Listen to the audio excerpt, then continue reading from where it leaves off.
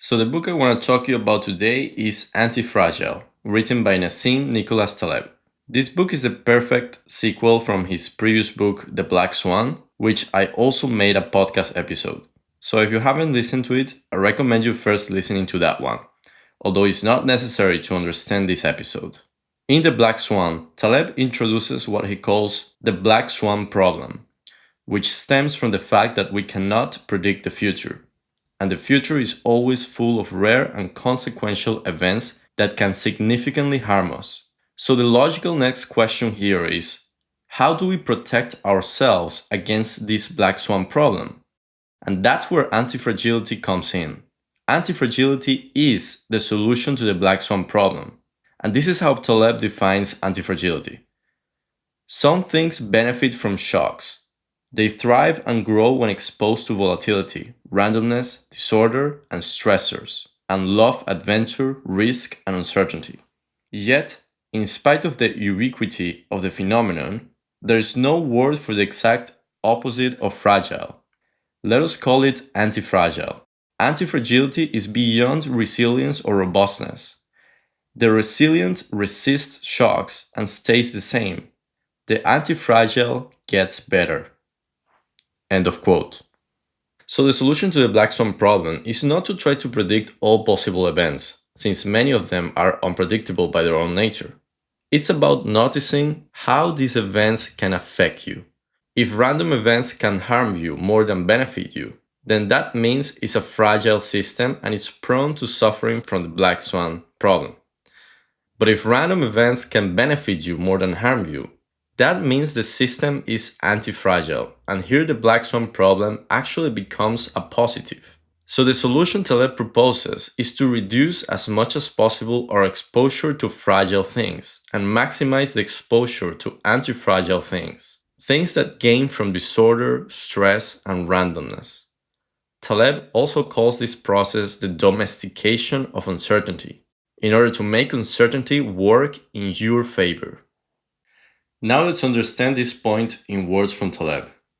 It is far easier to figure out if something is fragile than to predict the occurrence of an event that may harm it. Fragility can be measured. Risk is not measurable, outside of casinos or the minds of people who call themselves quote-unquote risk experts. This provides a solution to what I've called the black swan problem, the impossibility of calculating the risks of consequential rare events and predicting their occurrence. Sensitivity to harm from volatility is tractable, more so than forecasting the event that will cause the harm. So we propose to stand our current approaches to prediction, prognostication, and risk management on their heads. In every domain or area of application, we propose rules for moving from the fragile toward the antifragile through reduction of fragility or harnessing of antifragility. And we can almost always detect antifragility and fragility using a simple test of asymmetry. Anything that has more upside than downside from random events or certain shocks is antifragile. The reverse is fragile. Jeff Bezos is another great example of thinking in terms of asymmetric bets.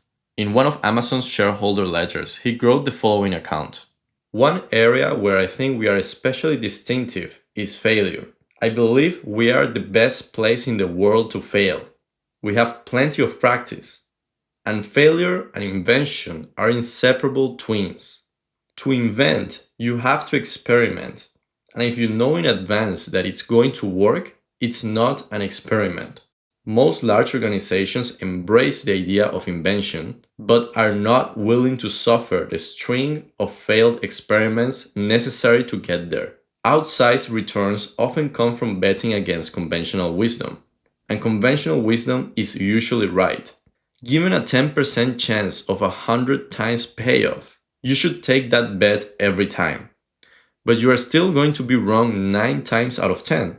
We all know that if you swing for the fences, you are going to strike out a lot, but you are also going to hit some home runs. The difference between baseball and business, however, is that baseball has a truncated outcome distribution. When you swing, No matter how well you connect with the ball, the most runs you can get is 4. In business, every once in a while, when you step up to the plate, you can score 1,000 runs. This long tail distribution of returns is why it's important to be bold. Big winners pay for so many experiments. And here's another account from Jeff Bezos, and this one is on the importance of starting small. Inside our culture, we understand that even though we have some big businesses, new businesses start out small.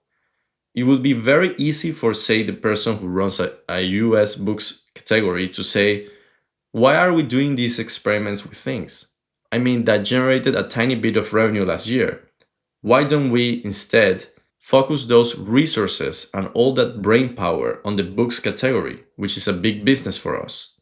Instead, inside Amazon, when a new business reaches some small milestone of sales, email messages go around and everybody's giving virtual high fives for reaching that milestone. I think it's because we know from our past experiences that big things start small. The biggest oak starts from an acorn, and if you want to do anything new, you've got to be willing to let that acorn grow into a little sapling, and then finally into a small tree, and maybe one day it will be a big business on its own. End of quote. So the positive asymmetry here stems from this idea of starting small. If you start small and you fail, you don't lose much. Or as Elon Musk said, failure is essentially irrelevant unless it is catastrophic. And in case the business is successful, then it can eventually become into something big. And this way of doing things is what we know as tinkering or trial and error.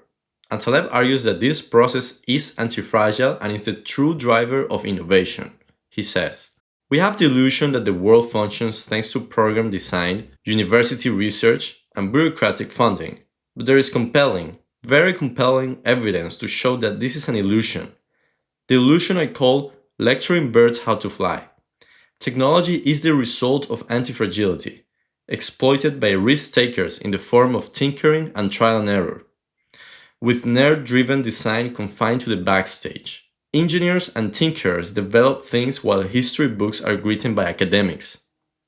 We will have to refine historical interpretations of growth, innovation, and many such things. And jumping ahead in the book, Taleb writes, further, the random element in trial and error is not quite random if it is carried out rationally, using error as a source of information. If every trial provides you with information about what does not work, you start zooming in on a solution. So every attempt becomes more valuable, more like an expense than an error. And of course, you make discoveries along the way. Okay, now let's get into each of the ideas I took away from the book. And idea number 1 is measure fragility, not risk. So Taleb writes, I said that we can estimate, even measure, fragility and antifragility, while we cannot calculate risks and probabilities of shocks and rare events, no matter how sophisticated we get.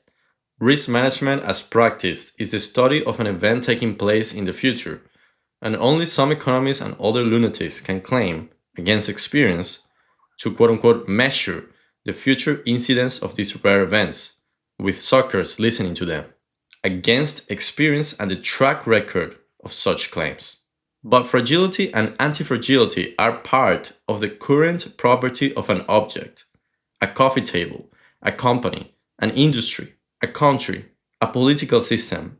We can detect fragility, see it, even in many cases measure it, or at least measure comparative fragility with a small error while comparisons of risk have been, so far, unreliable. You cannot say with any reliability that a certain remote event or shock is more likely than another, unless you enjoy deceiving yourself. But you can state with a lot more confidence that an object or a structure is more fragile than another should a certain event happen.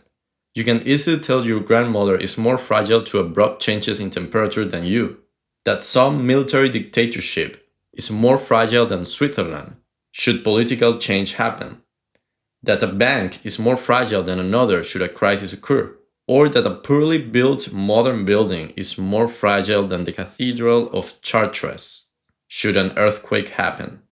And, centrally, you can even make the prediction of which one will last longer. Instead of a discussion of risk, which is both predictive and sissy, I advocate the notion of fragility, which is not predictive and, unlike risk, has an interesting word that can describe its functional opposite, the non-sissy concept of antifragility. End of passage. Taleb also mentions that there is a certain class of people that is attracted to the prediction of risks, and another class of people that focus instead on the estimation of fragility. The first class of people are academics and non-risk takers, while the second class are the doers, the people that take risks and have skin in the game. So this is what Taleb says. And in that strange profession of people who work with volatility, there were two types. First category, academics, report writers, and commentators who study future events and write books and papers. And second category, practitioners who, instead of studying future events, try to understand how things react to volatility. But practitioners are usually too busy practicing to write books, articles, papers, speeches, equations, theories, and get honored by highly constipated and honorable members of academies. The difference between the two categories is central. As we saw, it is much easier to understand if something is harmed by volatility, hence fragile, than try to forecast harmful events, such as these oversized black swans. But only practitioners or people who do things tend to spontaneously get the point. Okay, now let's dive into some ancient legends to illustrate each of the three elements in the triad: fragility, robustness, and antifragility. Taleb writes, in a Roman recycled version of a Greek myth, the Sicilian tyrant Dionysius has the fawning courtier Damocles enjoy the luxury of a fancy banquet, but with a sword hanging over his head, tied to the ceiling with a single hair from a horse's tail. A horse's hair is the kind of thing that eventually breaks under pressure, followed by a scene of blood, high-pitched screams, and the equivalent of ancient ambulances. Damocles is fragile. It is only a matter of time before the sword strikes him down. In another ancient legend, this time the Greek recycling of an ancient Semitic and Egyptian legend, we find Phoenix, the bird with splendid colors. Whenever it is destroyed, it is reborn from its own ashes. It always returns to its initial state. Phoenix happens to be the ancient symbol of Beirut, the city where I grew up. According to legend, Berytus, which is Beirut's historical name, has been destroyed 7 times in its close to 5,000-year history and has come back 7 times. The story seems cogent, as I myself saw the 8th episode. Central Beirut, the ancient part of the city, was completely destroyed for the 8th time during my late childhood, thanks to the brutal civil war. I also saw its 8th rebuilding, but Beirut was, in its latest version, rebuilt in even better shape than the previous incarnation. And with an interesting irony, the earthquake of AD 551 had buried the Roman law school, which was discovered, like a bonus from history, during the reconstruction, with archaeologists and real estate developers trading public insults. That's not Phoenix, but something else beyond the robust. Which brings us to the third mythological metaphor, Hydra.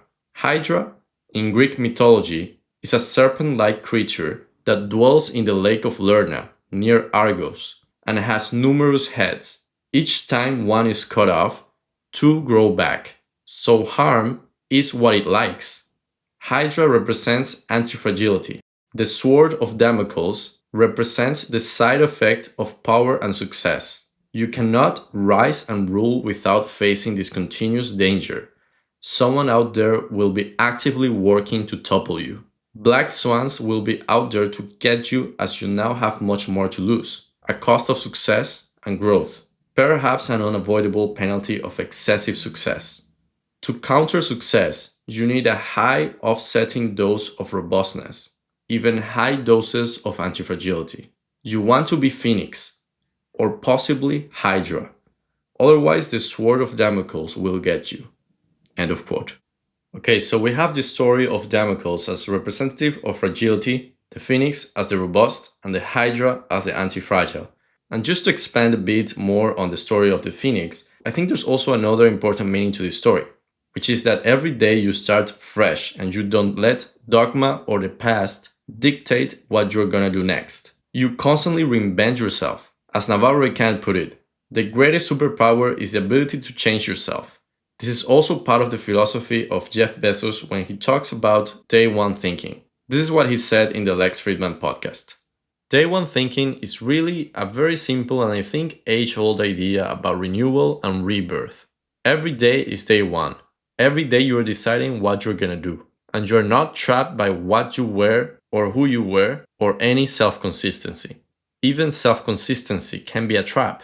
And so day one thinking is kind of we start fresh every day and we get to make new decisions every day about invention, customers, about how we are gonna operate, even as deeply as what our principles are. It turns out we don't change those very often, but we change them occasionally.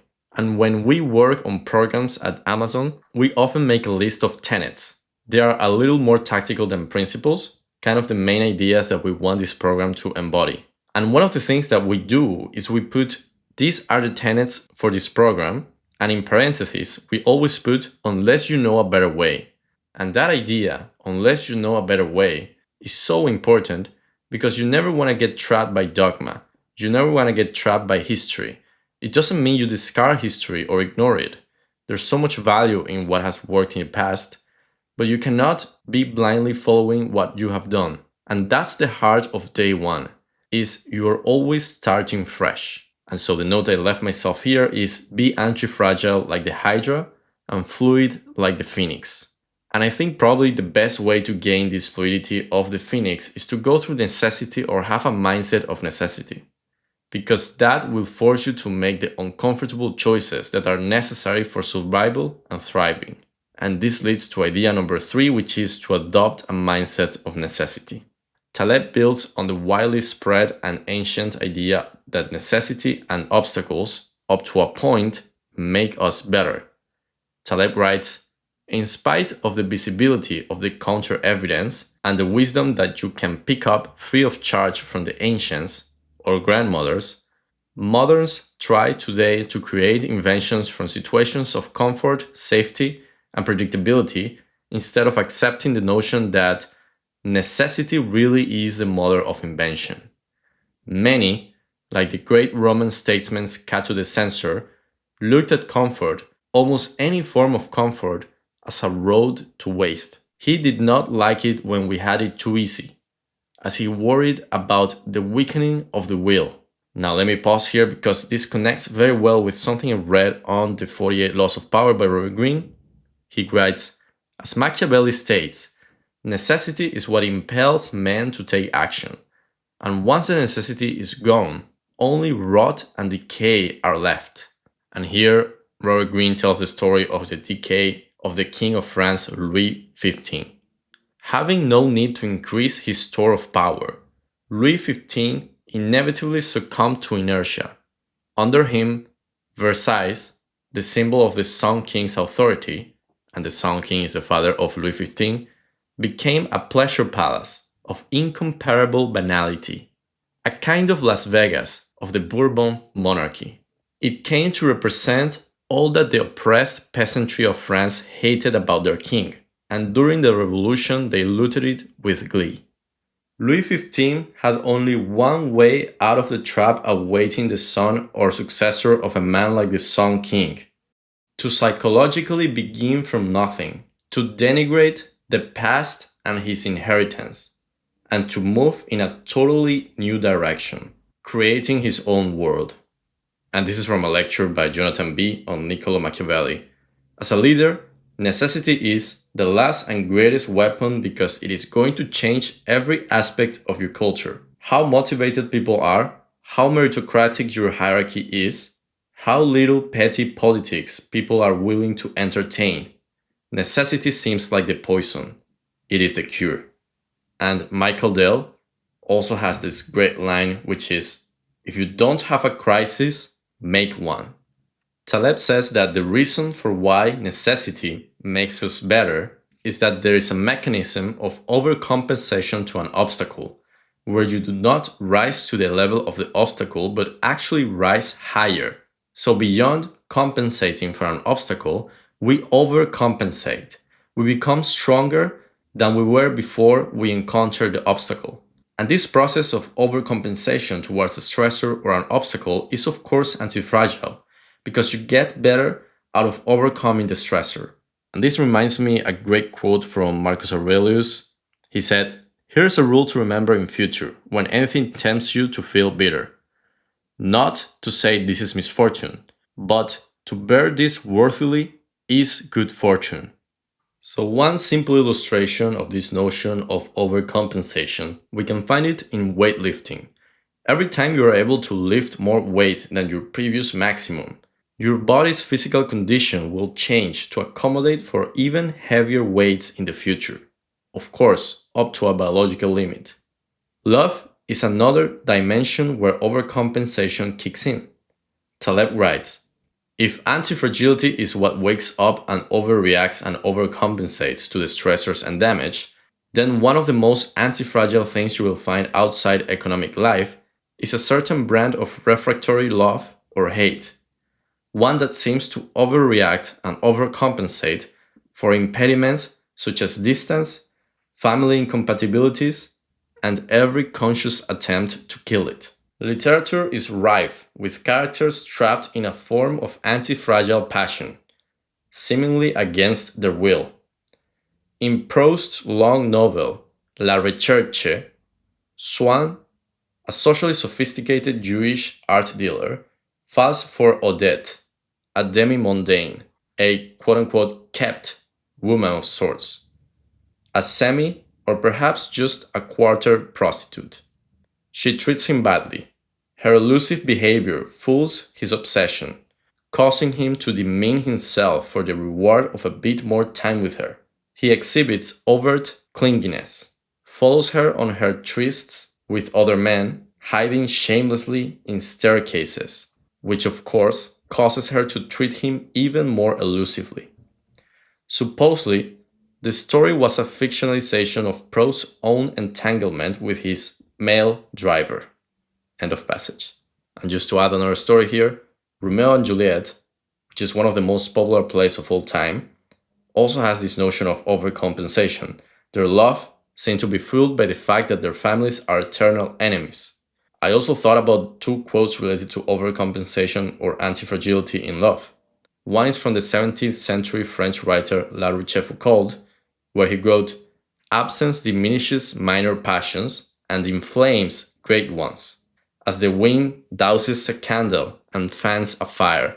And the other one is from the 17th century French courtesan Ninon de l'Enclos, where she wrote, "Love never dies of starvation, but often of indigestion."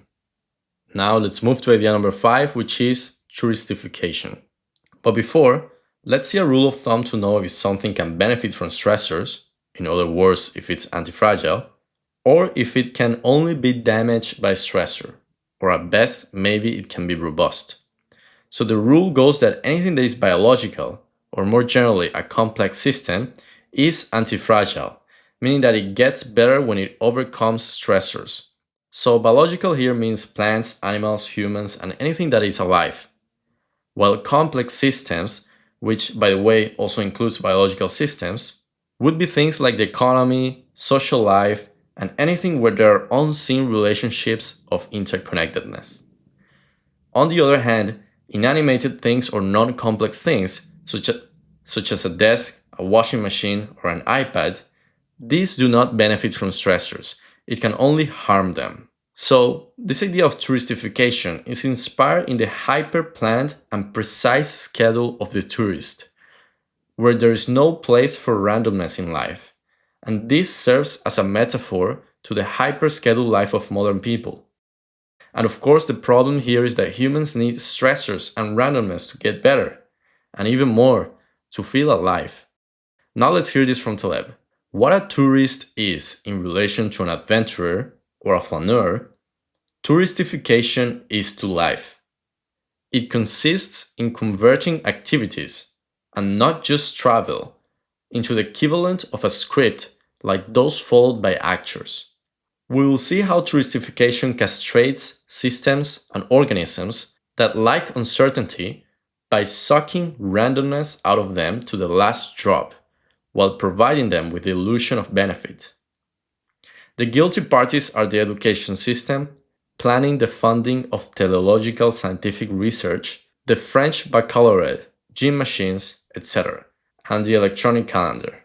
But the worst justification is the life we moderns have to lead in captivity during our leisure hours. Friday night opera, scheduled parties, scheduled laughs.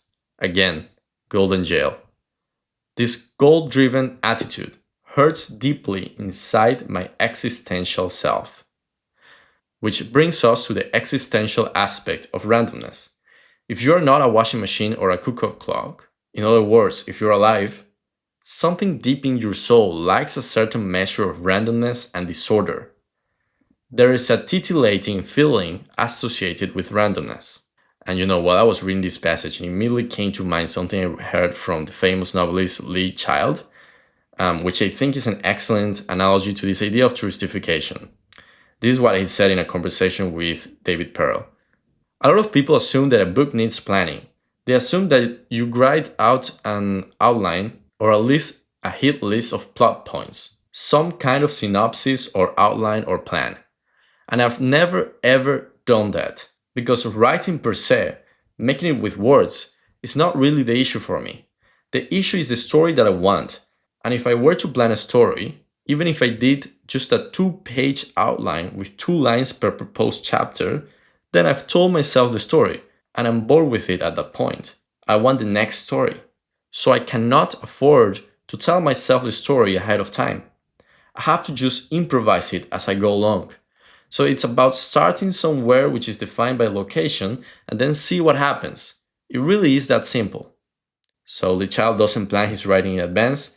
Instead, he picks a location and then the location sets the motion of the story. And going back to the conversation, he says, do you want it to be the west of Texas, where it is baking hot and arid? Do you want it to be on the Atlantic coast of Maine in April, where it's gray and cold and misty? So that's how I start with a sense of place. And then it's just constructing it around that. In a way, the place and the temperature kind of dictates the story in a way. And this is also very similar to how Stephen King writes his novels. I confess I've never read any of his novels, but I read his first and only nonfiction book where he talks about his process of writing. The book is titled On Writing, A Memoir of the Craft, and in it he says the following. I distrust plot for 2 reasons. First, because our lives are largely plotless, even when you add in all our reasonable precautions and careful planning.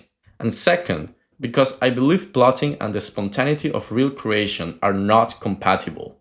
It's best that I be as clear about this as I can.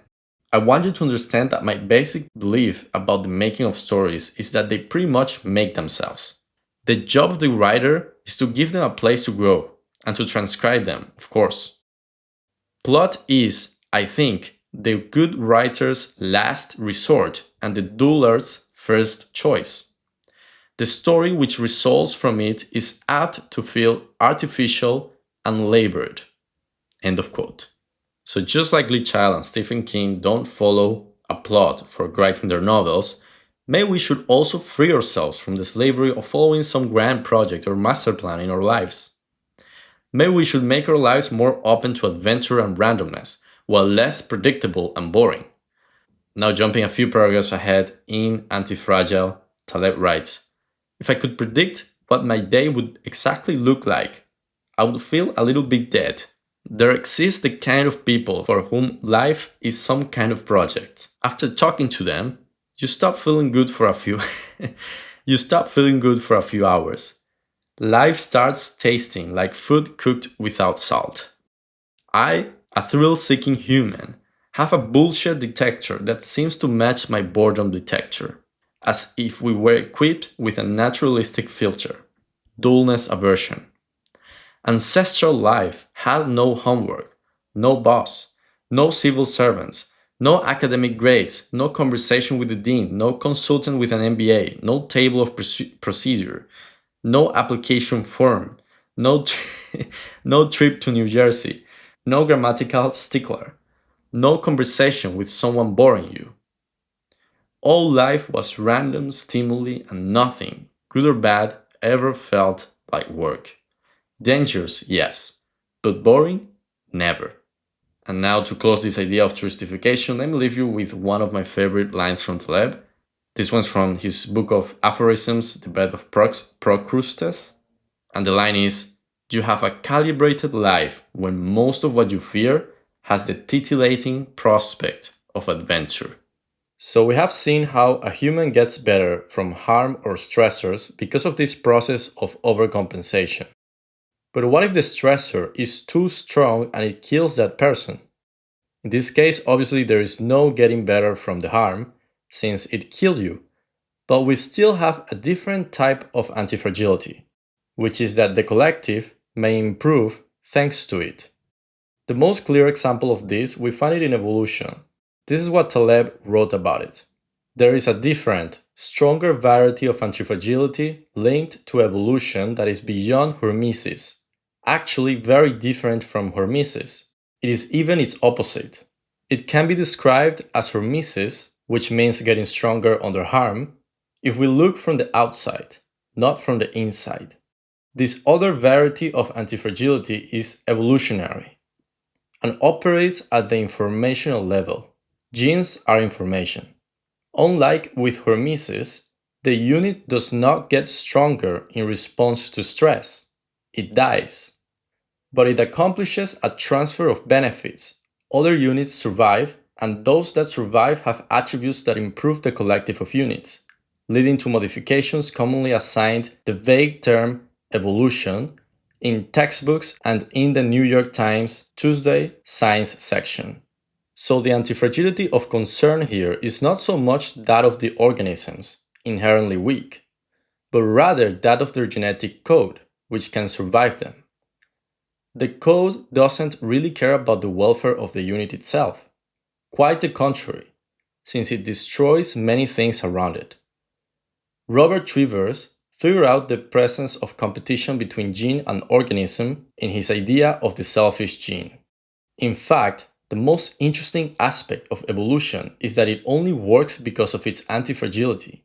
It is in love with stressors, randomness, uncertainty, and disorder. While individual organisms are relatively fragile, the gene pool takes advantage of shocks to enhance its fitness. So organisms need to die for nature to be antifragile. Nature is opportunistic, ruthless, and selfish. End of quote. And Taleb also gives the example of the economy here, where entrepreneurs are fragile in the sense that most of them end up failing in their business. But the few that survive are able to make the economy thrive and evolve. This is diametrically different from the Soviet Union, where government-controlled companies were supposed to exist forever. And of course, this removed antifragility from the system, and ultimately, the system collapsed. Another good example is aviation safety. Every time there is a crash, there is an investigation on it, which draws new safety guidelines and procedures, which ultimately makes aviation safer. So in this sense, the aviation industry is anti-fragile thanks to the fragility of each of the tens of thousands of flights that go on every day. And every crash, while disastrous for that specific flight, is valuable information for the aviation industry as a whole. Taleb writes, "Every plane crash brings us closer to safety, improves the system, and makes the next flight safer. Those who perish contribute to the overall safety of others." End of quote. And so we can generalize from this and say that for the anti-fragile, errors are not just errors, they're also potent information to improve. And we can definitely apply this lesson to our own lives. That's what learning from mistakes is about. Or actually, as Chamath Palihapitiya said, mistakes are learning, at least for the type of person who actually wants to make progress. Look at what he said in the Lex Freeman podcast. In terms of your mistakes, society tells you don't make them because we will judge you and we will look down on you. And I think the really successful people realize that actually no, it's the cycle time of mistakes that gets you to success because your error rate will diminish. The more mistakes that you make, you observe them, you figure out where it's coming from. Is it a psychological thing? Is it a cognitive thing? And then you fix it. And then he goes on to say, mistake is maybe a bad proxy, but it's the best proxy I have for learning. But I'm using the language of what society tells you. Society tells you that when you try something and it doesn't work, it's a mistake. So I just use that word because it's the word that resonates most with most people. But the real thing that it is learning. Okay, so if the successful person treats mistakes as information and learning, let's now see how the loser treats mistakes. Taleb writes, my characterization of a loser is someone who, after making a mistake, doesn't introspect, doesn't exploit it, feels embarrassed and defensive rather than enriched with a new piece of information, and tries to explain why he made the mistake rather than moving on. These types often consider themselves the quote unquote victims of some large plot, a bad boss, or bad weather. And to close this thought, I just want to add that it's not just about learning from your own mistakes, but also learning from other people's mistakes. And some may argue that's even better. Jensen Huang, founder of NVIDIA, said, learning from other people's mistakes is the best way to learn. And Charlie Munger even goes as far as to say the following, my prescription for misery is to learn everything you possibly can from your own experience, minimizing what you learn vicariously from the good and bad experiences of others, living and dead. This prescription is a sure shot producer of misery and second-rate achievement. Okay, let's now get into idea number 7, pseudo-stabilization. So we have seen before that the antifragile benefits from stressors, disorder, uncertainty, volatility, etc. So what happens when the antifragile doesn't get these stressors? And the answer is that beyond not getting the benefits of overcoming the stressors, what happens is that the system gets more and more fragile to the point where it collapses. So you either grow by overcoming obstacles or you decline by avoiding them. As Machiavelli wrote, for as nature has given no fixed point to anything in this world, whenever things cannot grow more, they must needs decline. Let's now see some examples from Taleb where imposing stability in an antifragile system, in other words depriving it from stressors, leads to, ironically, an increase of instability in the long run. This is what Taleb calls pseudo-stabilization, which he says causes hidden fragilities in the long term, making the system more prone to blow-ups. Taleb writes, in the markets, fixing prices, or equivalently, eliminating speculators, the so-called noise traders, and the moderate volatility that they bring, provide an illusion of stability, with periods of calm punctuated with large jumps. Because players are unused to volatility, the slightest price variation will then be attributed to insider information or to changes in the state of the system, and will cause panics. When a currency never varies, a slight, very slight move makes people believe that the world is ending. Injecting some confusion stabilizes the system. Indeed, confusing people a little bit is beneficial. It is good for you and good for them. For an application of the point in daily life, imagine someone extremely punctual and predictable who comes home at exactly 6 o'clock every day for 15 years. You can use his arrival to set your watch. The fellow will cause his family anxiety if he's barely a few minutes late. Someone with a slightly more volatile, hence unpredictable, schedule, with, say, a half-hour variation, won't do so. Variations also act as purges. Small forest fires periodically cleanse the system of the most flammable material, so this doesn't have the opportunity to accumulate, systematically preventing forest fires from taking place, quote unquote, to be safe, makes the big one much worse. For similar reasons, stability is not good for the economy. Firms become very weak during long periods of steady prosperity, devoid of setbacks, and hidden vulnerabilities accumulate silently under the surface. So delaying crisis is not a very good idea. Okay, so two reflections here. The first one is on this example that Taleb gives about this person who is always extremely punctual every day, and therefore he's extremely predictable. This reminded me of law number 17 from the 48 Laws of Power by Robert Greene, which is keep others in suspended terror. Cultivate an air of unpredictability. He writes, humans are creatures of habit with an insatiable need to see familiarity in other people's actions. Your predictability gives them a sense of control. Turn the tables. Be deliberately unpredictable. Behavior that seems to have no consistency or purpose will keep them off balance, and they will wear themselves out trying to explain your moves. Taken to an extreme, this strategy can intimidate and terrorize. Unpredictability is not only a weapon of terror. Scrambling your patterns on a day-to-day basis will cause a stir around you and stimulate interest. People will talk about you, ascribe motives and explanations that have nothing to do with the truth, but that keep you constantly in their minds. In the end, the more capricious you appear, the more respect you will garner. Only the terminally subordinate act in a predictable manner. And the other reflection is on this idea that stability and delaying crisis is not good for companies. It reminded me of something I heard in a conversation between David Senra and Michael Dell, where Michael Dell said, I stood up and told the company that 5 years from now we will have a new competitor. And that new competitor is going to be in every business that we're in, except they're going to be faster, more efficient, and more capable. And they're going to put us out of business. And the only way that we're going to prevent that is we are going to become that company. It's gut-wrenching stuff to reinvent and reimagine your business. But if you don't do it, you go out of business. Now, related to this idea of pseudo-stability, let's get into idea number 8, which is naive interventionism and iatrogenics. Probably the best example to illustrate this is when you get slightly sick, the doctor will tend to prescribe you some drug to make you feel better. But in reality, there's no free lunch. These pills can have negative side effects, which you will pay in a few decades. This is what's also known as iatrogenics, which happens when the healer is the cause of harm.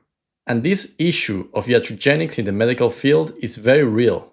Just think that until the discovery of penicillin, the track record of medicine has been negative. They have caused more harm than good. Let's now expand this with a passage from Taleb. Medical error still currently kills between 3 times, as accepted by doctors, and 10 times as many people as car accidents in the United States. It is generally accepted that harm from doctors, not including risks from hospital germs, accounts for more deaths than any single cancer. The methodology used by the medical establishment for decision making is still innocent of proper risk management principles. But medicine is getting better. We have to worry about the incitation to overtreatment on the part of pharmaceutical companies, lobbies, and special interest groups, and the production of harm that is not immediately salient and not accounted for as an quote-unquote error. Pharma plays the game of concealed and distributed iatrogenics, and it has been growing. It is easy to assess iatrogenics when the surgeon amputates the wrong leg or operates on the wrong kidney, or when the patient dies of a drug reaction. But when you medicate a child for an imagined or invented psychiatric disease, say ADHD or depression, instead of letting him out of the cage, the long-term harm is largely unaccounted for. Iatrogenics is compounded by the quote-unquote agency problem or principal agent problem, which emerges when one party, the agent, has personal interests that are divorced from those of the one using his services, the principal. An agency problem, for instance, is present with the stockbroker and medical doctor, whose ultimate interest is their own checking account, not your financial and medical health, respectively, and who give you advice that is geared to benefit themselves, or with politicians working on their career. And when Taleb said Iatrogenics is compounded by the agency problem, I was reminded of this quote from the book Good Energy, written by Casey Means. During residency, one of my best friends was a cancer surgeon. During the meeting with my mom's doctors, Casey's mother had pancreatic cancer, words my friend spoke years before rang in my head. If you walk through the doors of the surgical oncology department, you are going to get an operation, whether you need it or not. Now let's expand on this a bit more. Taleb says, there is an element of deceit associated with interventionism, accelerating in a professionalized society. It's much easier to sell, look what I did for you, than look what I avoided for you. Of course, a bonus system based on quote unquote performance exacerbates the problem. End of quote. And this also reminded me that famous line from Charlie Munger where he said, to a man with a hammer, every problem looks like a nail. So depending on your profession, you are biased to perform according to your profession because that's the only thing you can see. And of course, on top of that, you are incentivized to intervene because typically you get paid on what you do, not on what you avoid. Taleb also talks about his experience discussing this idea of iatrogenics in other fields such as economics, political science, education, and other domains. He says, not one of the consultants and academics in these fields with whom I tried discussing it knew what I was talking about, or thought that they could possibly be the source of any damage. In fact, when you approach the players with such skepticism, they tend to say that you are against scientific progress. But the concept can be found in some religious texts. The Quran mentions those who are wrongful while thinking of themselves that they are righteous. To sum up, anything in which there is naive interventionism, nay, even just intervention, will have iatrogenics. And now jumping ahead a few paragraphs ahead, Taleb ends with a warning. Let me warn against misinterpreting the message here. The argument is not against the notion of intervention. In fact, I showed above that I am equally worried about under-intervention when it is truly necessary. I am just warning against naive intervention and lack of awareness and acceptance of harm done by it. And personally, the way I've incorporated this idea in my health life is the following. If I'm mildly sick, I go to no doctor. But if I'm very sick, I go to many doctors. Okay, and now getting into idea number 9, which is always have redundancies.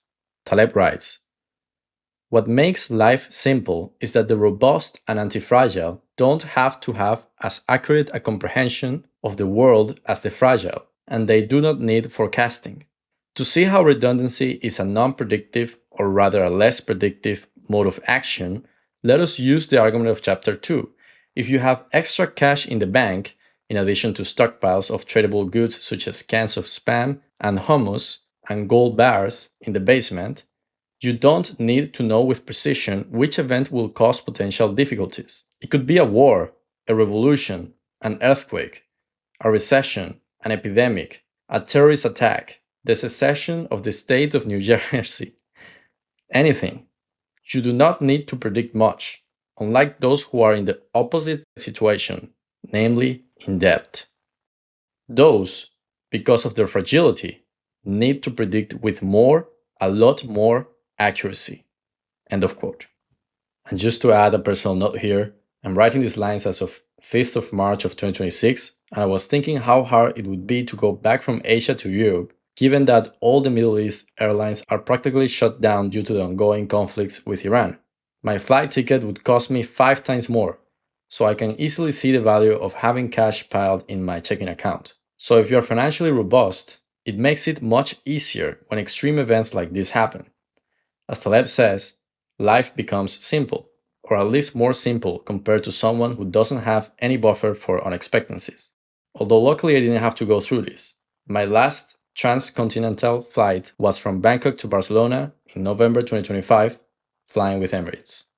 Let's now see an example from the book. Taleb writes, in spite of their bad press, some people in the nuclear industry seem to be among the rare ones to have gotten the point and taken it to its logical consequence. In the wake of the Fukushima disaster, instead of predicting failure and the probabilities of disaster, These intelligent nuclear firms are now aware that they should instead focus on exposure to failure, making the prediction or non-prediction of failure quite irrelevant. This approach leads to building small enough reactors and embedding them deep enough in the ground with enough layers of protection around them that a failure would not affect us much should it happen. Costly, but still better than nothing. Another illustration, this time in economics, is the Swedish government's focus on total fiscal responsibility after their budget troubles in 1991. It makes them much less dependent on economic forecasts. This allowed them to shrug off later crises. End of passage. So to summarize the point here, don't try to predict disaster. Instead, make sure that you are well prepared for any type of disaster. In other words, make sure you survive no matter what happens. Of course, in domains where you can actually make predictions, such as in physics, or where the events are inconsequential, then the advice doesn't apply. But for black swan prone domains, where there is uncertainty and consequential events, for instance the economy, politics, climate, wars, pandemics, etc., the advice of having redundancies and being prepared for any disaster is spot on. Okay, now getting into idea number 10, which is the barbell. Taleb says, the barbell, a bar with weights on both ends that weightlifters use, is meant to illustrate the idea of a combination of extremes kept separate, with avoidance of the middle. In our context, it is not necessarily symmetric. It is just composed of two extremes, with nothing in the center. One can also call it, more technically, a bimodal strategy, as it has two distinct modes rather than a single central one. I initially used the image of the barbell to describe a dual attitude of playing it safe in some areas, robust to negative black swans, and taking a lot of small risks in others, open to positive black swans, hence achieving antifragility. That is extreme risk aversion on one side and extreme risk loving on the other, rather than just the medium or the beastly moderate risk attitude that in fact is a soccer game, because medium risk can be subjected to huge measurements errors. But the barbell also results, because of its construction, in the reduction of downside risk, the elimination of the risk of ruin. End of quote. Now I'm gonna give a few examples to illustrate this idea. An example of the barbell approach in the financial domain would be to put 90% of your funds in cash, assuming it's protected from inflation, and the other 10% in maximally risky assets. So the most you can lose here is just 10%, while your upside can be way higher than 10%. You have more upside than downside, a favorable asymmetry against volatility. Therefore, you are anti-fragile. Also, your downside is capped and known, so you know you will survive no matter what happens. As Warren Buffett put it, in order to succeed, you must first survive. Another example, this one in the entrepreneurial domain, would be to have a safe job during the day and then some entrepreneurial project after your job is over. So you're not trying to put extra effort in your job to climb the corporate ladder or become employee of the year. Instead, you put that extra effort in your own entrepreneurial projects. Ideally, it should be a safe job that doesn't expect you to keep working from home or in the office once the official schedule ends, so that you can fully focus on your projects once the day job finishes. This was the strategy followed by Mohnish Pabrai when he was starting his own business. In a recent episode on the Diary of a CEO podcast, he tells that he didn't quit his job and went all in. He kept his job and made sure he stayed, as he says, just above firing level, so he could allocate all the extra time to his business. After 2 years and on his second venture, he made it work with real clients and real cash flow. And then quit his day job and went all in his business. Let's now see how Taleb applies the barbell to his personal life. He writes, with personal risks, you can easily barbell yourself by removing the chances of ruin in any area. I am personally completely paranoid about certain risks, then very aggressive with others. The rules are no smoking, no sugar, particularly fructose, no motorcycles, no bicycles in town, no mixing with the Eastern European mafias, and no getting on a plane not flown by a professional pilot, unless there is a co pilot.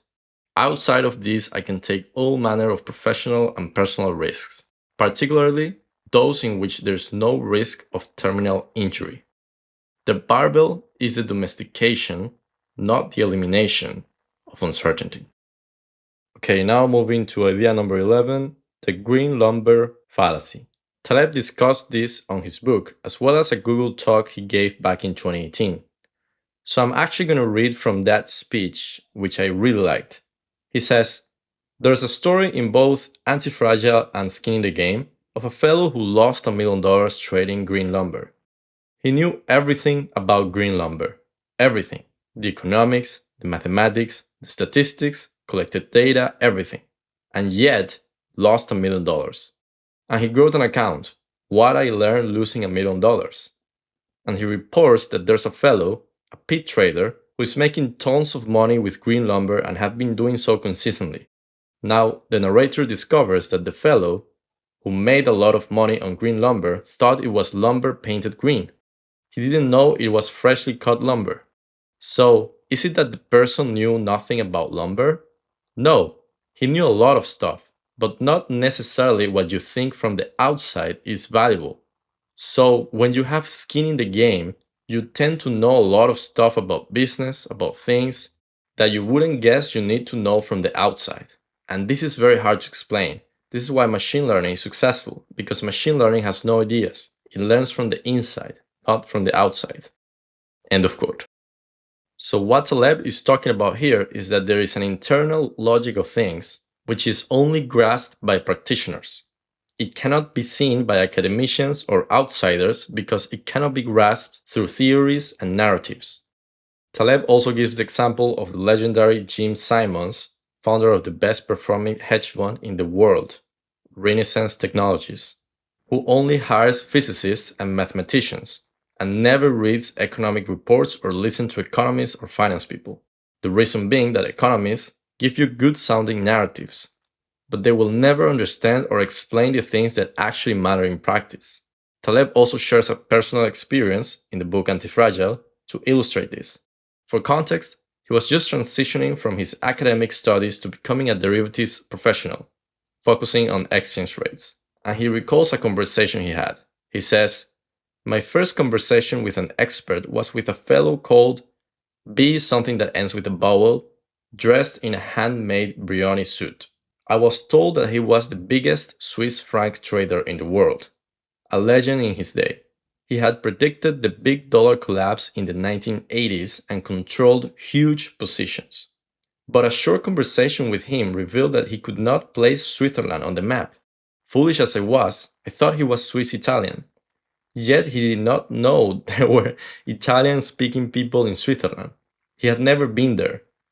When I saw that he was not the exception, I started freaking out watching all these years of education evaporating in front of my eyes.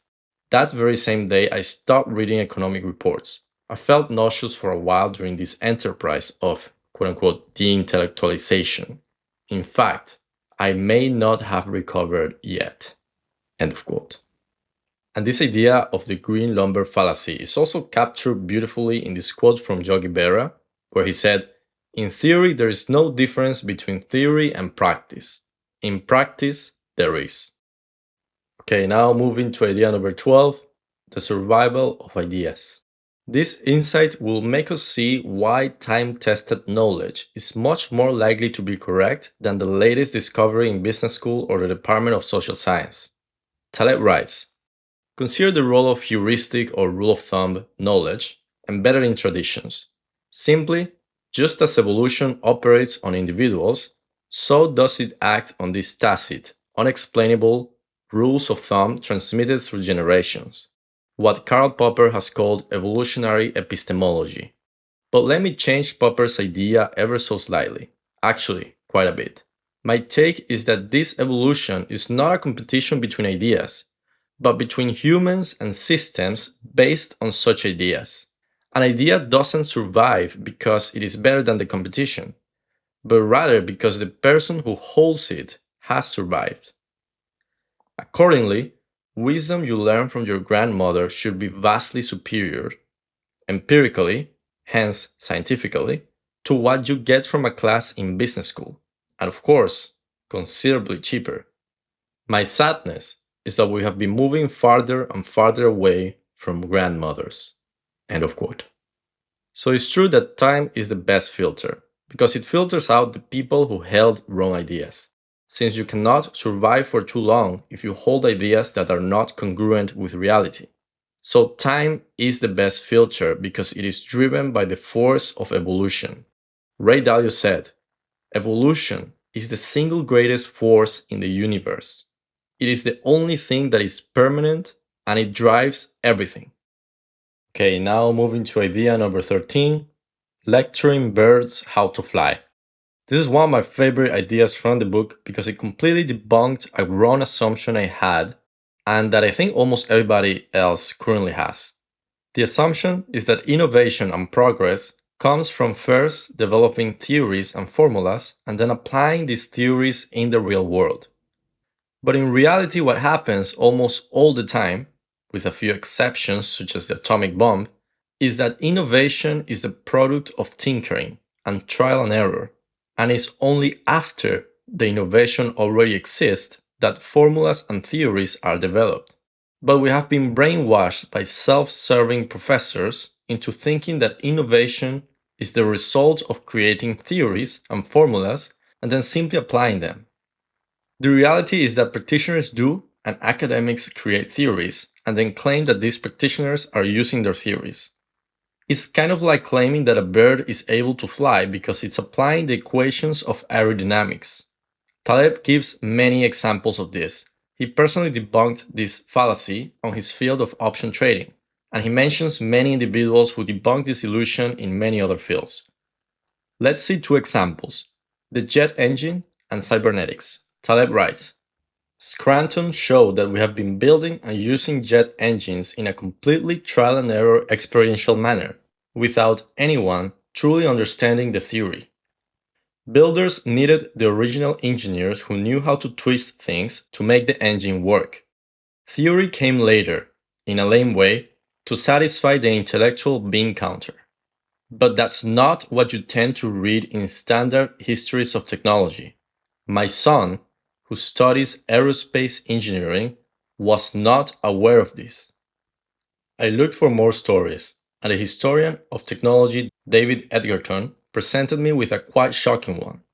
We think of cybernetics, which led to the cyber in cyberspace, as invented by Norbert Wiener in 1948. The historian of engineering, David Mindell, debunked the story. He showed that Wiener was articulating ideas about feedback control and digital computing that had long been in practice in the engineering world. Yet people, even today's engineers, have the illusion that we owe the field to Wiener's mathematical thinking. Idea number 14. Small is beautiful and less fragile. This idea is about how size can contribute to fragility. Taleb argues that the bigger something is, the more fragile it tends to be. And I think it's useful to visualize this concept. So you can think of size as the independent variable on the horizontal axis, and then you have the impact or harm from it as the dependent variable in the vertical axis. Now let's fill this visual with an example that Taleb gives. He says, let us look at a case study from vulgar finance, a field in which participants are very good at making mistakes. On January 21, 2008, the Parisian bank Société Générale rushed to sell in the market close to $70 billion worth of stocks, a very large amount for any single quote-unquote fire sale. Markets were not very active, as it was Martin Luther King Day in the United States, and markets worldwide dropped precipitously, close to 10%, costing the company close to $6 billion in losses just from their fire sale. The entire point of the squeeze is that they couldn't wait, and they had no option but to turn a sale into a fire sale, for they had, over the weekend, uncovered a fraud. Jerome Kerviel, a rogue back office employee, was playing with humongous sums in the market and hiding these exposures from the main computer system. They had no choice but to sell, immediately, these stocks they didn't know they owned. End of quote. And to see the effect of fragility from size, Taleb displays a figure that shows losses as a function of quantity sold. So you have quantity in the x-axis as the independent variable, and the losses or cost of the transaction in the y-axis as the dependent variable. So for the first amounts of stock sold, the cost almost doesn't move. It's always around zero. But as you sell more and more, you start to see the costs accelerating in a non-linear way till you get to the $6 billion loss when the quantity sold is 70 billion worth of stocks. So Taleb says, a fire sale of $70 billion worth of stocks leads to a loss of $6 billion. But a fire sale of 10th of the size, $7 billion, would result in no loss at all, as markets would absorb the quantities without panic, maybe without even noticing. So this tells us that if, instead of having one very large bank with Monsieur Kerviel as a rogue trader, we had 10 smaller banks, each with a proportional Monsieur Micro Kerviel, and each conducted his rogue trading independently and at random times, the total losses for the 10 banks would be close to nothing. End of quote. And this idea that size makes you fragile reminded me of Jeff Bezos' two-pizza rule, which is rooted in the idea that bigger size makes you slower, and therefore worse. So the idea is that no team at Amazon should be able to be fed with more than 2 pizzas, implying that a team should be composed of only 5 to 10 people. In this case, Amazon is a huge company, but the projects inside the company are broken down into pieces, each owned by a small team, hence ironically making this huge company gain from small size.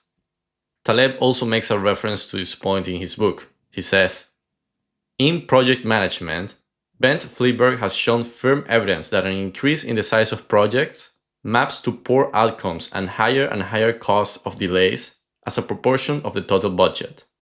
But there is a nuance. It is the size per segment of the project that matters, not the entire project. Some projects can be divided into pieces, not others. Bridge and tunnel projects involve monolithic planning, as these cannot be broken up into small portions.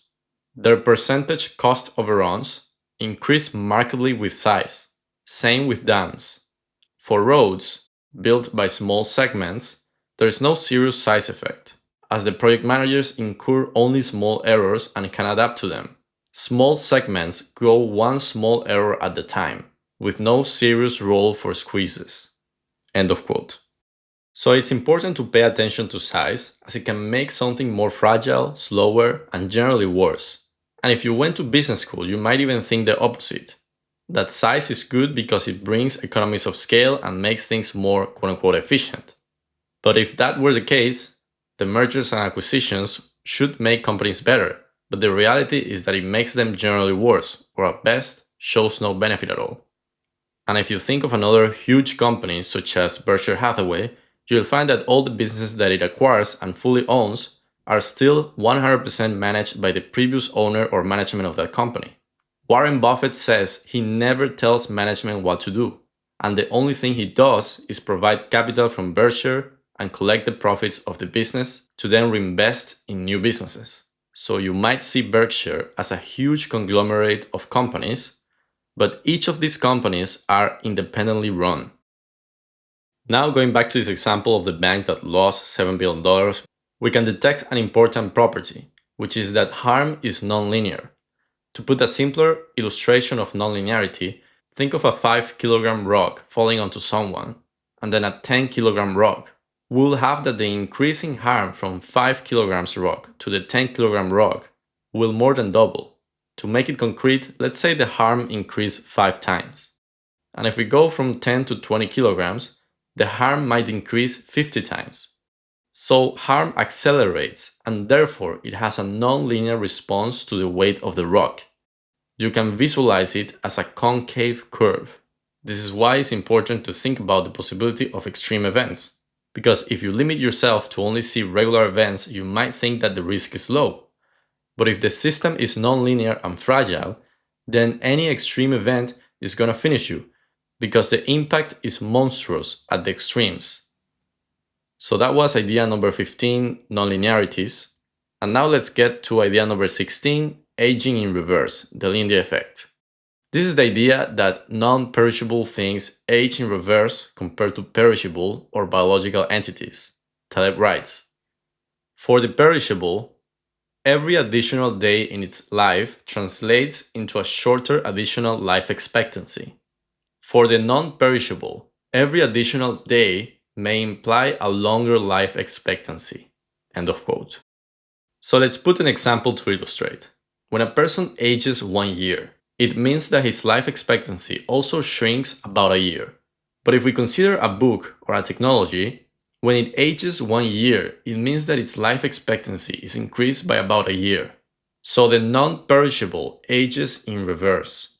Every new day or year that survives makes it more likely to survive in the future.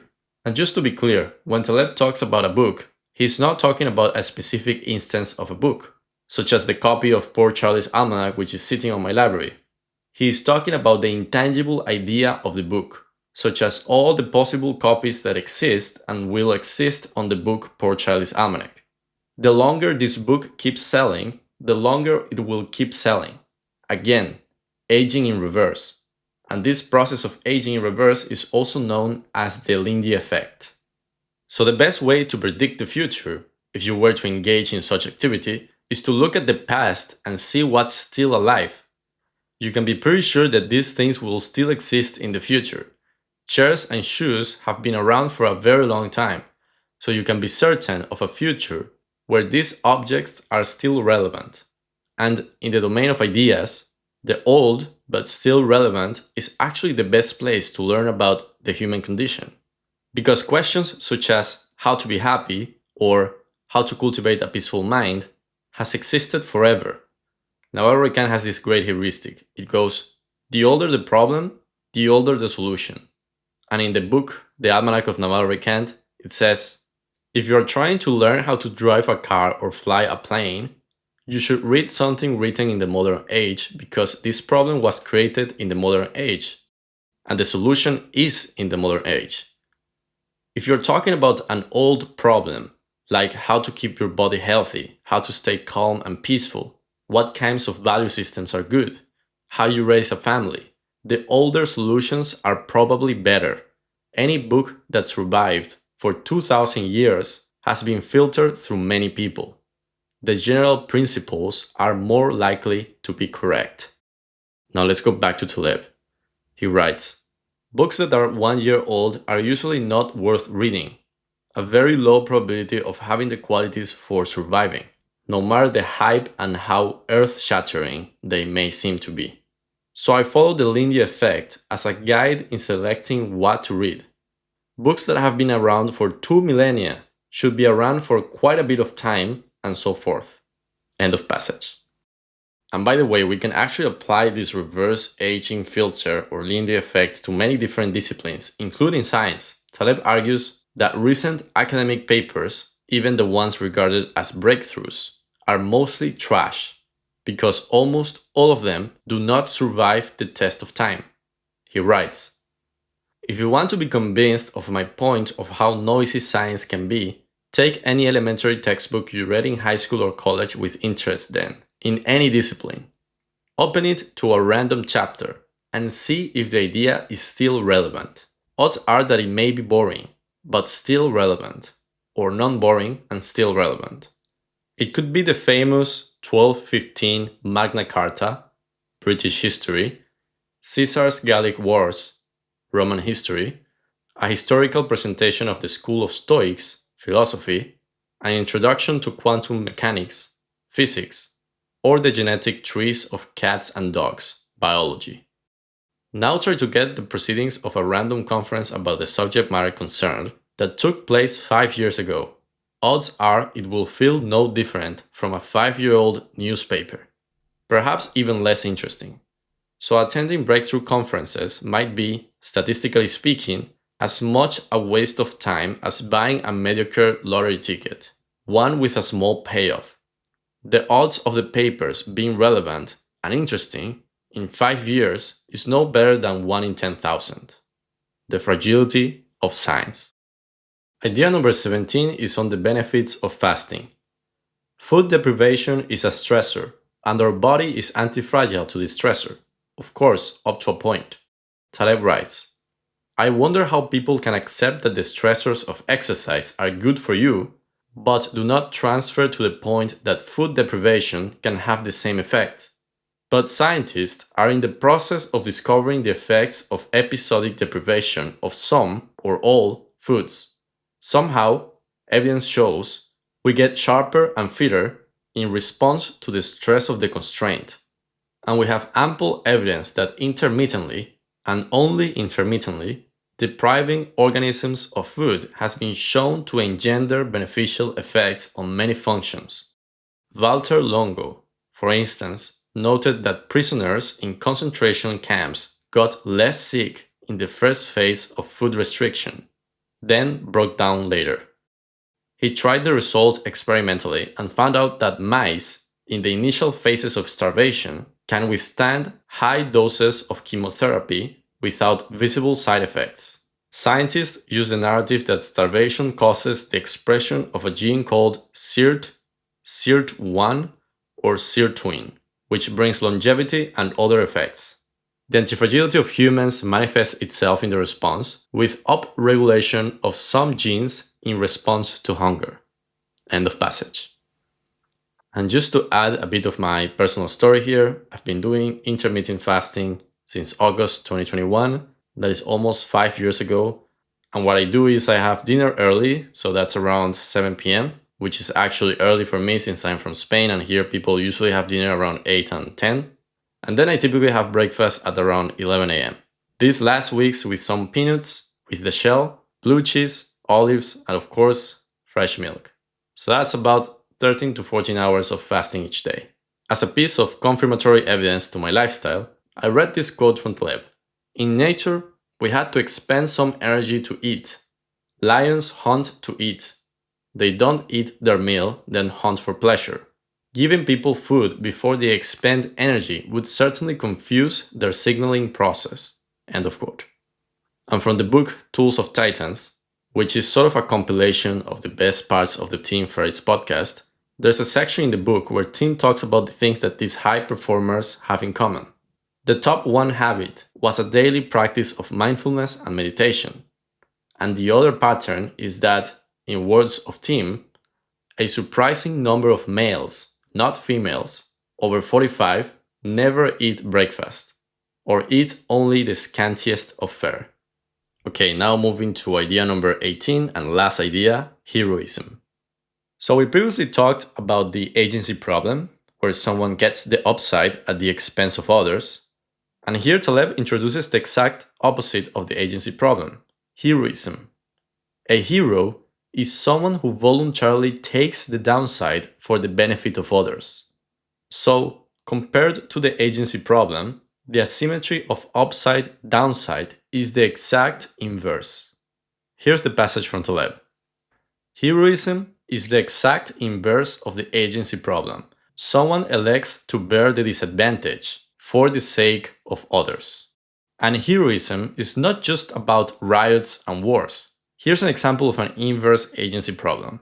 As a child, I was most impressed with the story of a nanny who died in order to save a child from being hit by a car. I find nothing more honorable than accepting death in someone else's place. In other words, what is called sacrifice. And the word sacrifice is related to the sacred, the domain of the holy that is separate from that of the profane. In traditional societies, a person is only as respectable and as worthy as the downside he or she is willing to face for the sake of others. The most courageous or valorous occupy the highest rank in their society. Knights, generals, commanders. Even mafia dons accept that such rank in the hierarchy makes them the most exposed to be whacked by competitors and the most penalized by the authorities. The same applies to saints, those who abdicate, devote their lives to serve others, to help the weak, the deprived, and the dispossessed. End of passage. So I was listening to a conversation between Stephen Pressfield and David Perel, and Stephen said that the main trait that all heroes share in common is this capacity to self-sacrifice, to voluntarily take the downside for the sake of another person or the collective. Whereas the core trait that all villains share in common is that they are self-centered, self-absorbed. They only think about their own benefit. So I think a great mental model in life is to think of your life as a movie, where you are the hero. And thanks to the consistency bias, you will start doing things that heroes do, which is, centrally, acts of selflessness and courage. And I think a great example is Elon Musk. Here's a passage in his own words from The Book of Elon, compiled by Eric Jorgensen. The measure of success in my life is, how many useful things can I get done? On a day-to-day basis, I wake up in the morning and ask, how can I be useful today? I want to maximize my utility. Try to be useful. Do useful things for your fellow human beings and the world. It's hard to be useful, to contribute more than you consume. Can you have a positive net contribution to society? Aim for that. I have a lot of respect for someone who puts in an honest day's work to do useful things. I admire anyone making a positive contribution to humanity, whether that is in farming, technology, entertainment, or whatever else. To anyone useful to the rest of humanity, I admire you greatly. A useful life is worth having lived. Now let's jump back to Antifragile. I want to read you the last paragraph of the chapter. It goes, a lesson I learned from this ancient culture is the notion of megalosychon, a term expressed in Aristotle's Ethics, a sense of grandeur that was superseded by the Christian value of humility. There is no word for it in Romance languages. In Arabic, it is called shum, best translated as non-small. If you take risks and face your fate with dignity, there is nothing you can do that makes you small. If you don't take risks, there is nothing you can do that makes you grand. Nothing. And when you take risks, insults by half men, who are small men, those who don't risk anything, are similar to barks by non-human animals. You cannot feel insulted by a dog. And this reminded me that famous quote from Confucius where he said, a great man is hard on himself, a small man is hard on others. And this willingness to take personal risks, regardless of whether you succeed or fail, is what led to real status in traditional societies. Taleb writes, in the old days, privilege came with obligations. You want to be a feudal lord? You will be first to die. You want war? First in battle. Let us not forget something embedded in the US Constitution. The president is commander-in-chief. Caesar, Alexander, and Hannibal were on the battlefield. The last, according to Livy, was first in, last out of combat zones. George Washington, too, went to battle, unlike Ronald Reagan and George Bush, who played video games while threatening the lives of others. Even Napoleon was personally exposed to risks. His showing up during a battle was the equivalent of adding 25,000 troops. Churchill showed an impressive amount of physical courage. They were in it. They believed in it. Status implied you took physical risks. Note that in traditional societies, even those who fail but have taken risks have a higher status than those who are not exposed. End of passage. And I was reminded here of a story that the famous actor Matthew McConaughey wrote on his book Green Lights. So he was staying in a remote village in Mali, Africa, and he introduced himself as a writer and a boxer. He says the villagers did not care about his writing career, but were very interested in the boxing part. The word spread about this white man boxer, and the wrestling champion of the village challenged Matthew to a match. which he accepted. They fought for a few rounds until they were both exhausted. At that point, the chief stopped the match and raised both their hands in victory. Later, Matthew asked Isa, his villager friend, whether he had won or lost, to which Isa said, "It is not about win or lose. It is about, do you accept the challenge? When you did that, you already won. You are a big man when you accept the challenge." Taleb mentioned also Winston Churchill as an example of someone who showed an impressive amount of physical courage. And to expand a bit on that, here's a short account on Churchill written by the biographer Paul Johnson. He had courage, the most important of all virtues, and its companion, fortitude. These strengths are inborn, but they can also be cultivated, and Churchill worked on them all his life.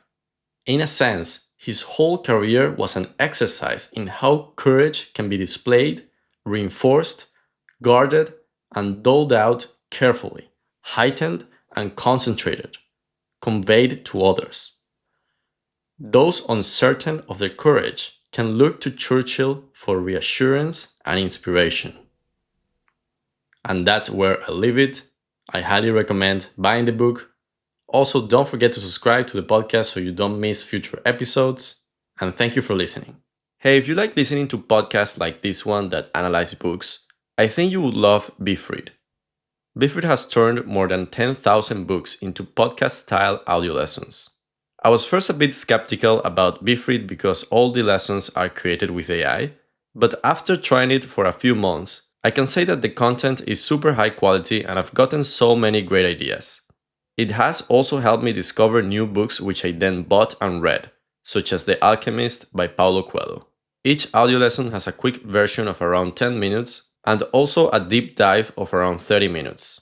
And there's an AI assistant you can talk to at any time to help you solve any question during a lesson.